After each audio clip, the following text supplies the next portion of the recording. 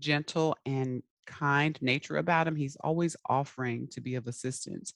And every time he speaks, he says something else that's like, yes, you're so right. Yes, I needed that. I needed to hear that today. Yes, that resonates with me.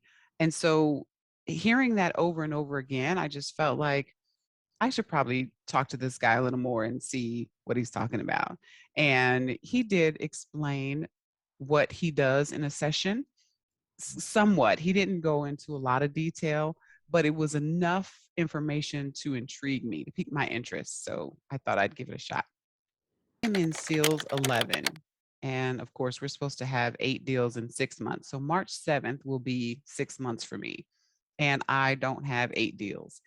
We have gotten some wonderful leads from Monument, and I feel like things are not panning out for me like I thought they would. And I want to see what I'm doing wrong to get in my own way. So I wondered if I had any blocks, any mental, emotional blocks that I wasn't aware of. And I thought maybe he'd be able to help me work through some of that. So, really, me not seeing the success that I wanted to have at this point is what made me reach out to see what I could be doing better or differently.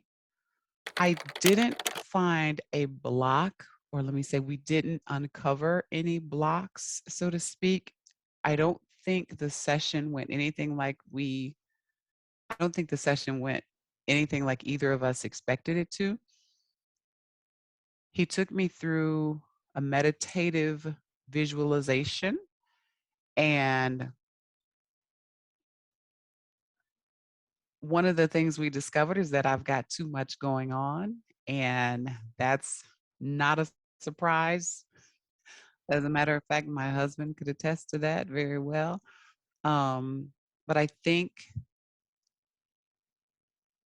what it exposed to me was I've got a lot of stuff going on, but it's not always the right stuff. It's not always the appropriate things that are in line with my goals. And so I've got to prioritize what's important.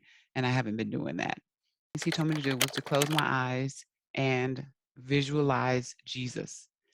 And so you may want to edit this out if you want to, but there's an episode of Good Times where JJ painted a black Jesus that looked like Ned the Wino. And then there's this white Jesus that I imagine that I've seen most of my life. And so, really, for a while, there was a struggle between which Jesus am I looking at? And finally, I didn't have to decide. The image just turned to his back was to me.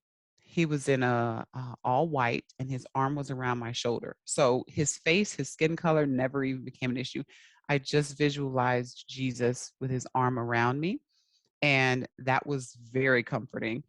And then it was as if he turned me towards him, put a hand on both of my shoulders. So he's looking at me like this and looking straight into my eyes. And there was just this peace and this calm and this relaxation, and it was beautiful. And the tears came when it was revealed that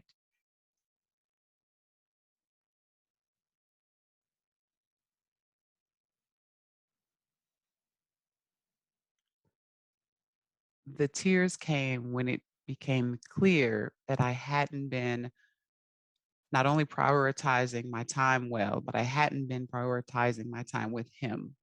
John asked me to visualize myself, and he wanted me to relax because at some point I think it looked like I was tensing up. So he wanted me to relax. And when I relaxed, I saw myself like with my arms stretched out and my head back. And I was just,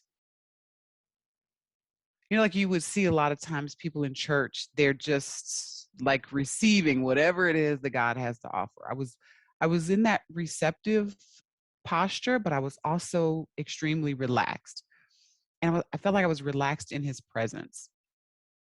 And then towards the end, I couldn't see Jesus anymore.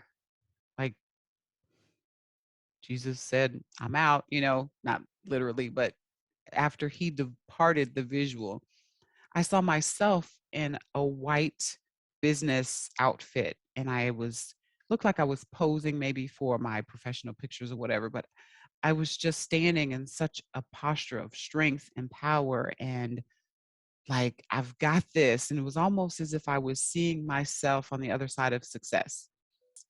And I don't know why I was wearing white, but I don't know if that was supposed to represent maybe the God in me. I don't know. I don't necessarily need to understand that, but I just remember I was in white and I felt strong and empowered and confident and successful and was wonderful. Felt convicted that I needed to prioritize my time better and I needed to get in the word and get in the presence of God more.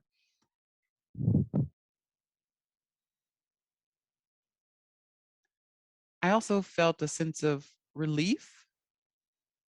I felt calm, but then there was also this sense of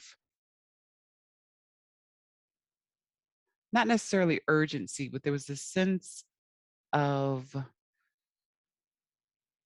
drive that, okay, now you know what you need to do it. Go put the steps in place to get it done. And I just keep visualizing this image of me in this white and I I'm going shopping. I'm going to try to find that outfit first of all, but I want to see that. So I want to put the steps in place to get me there. Would I recommend John to my friends and fellow real estate agents? Absolutely. I had a wonderful experience. I felt like I was safe in his presence.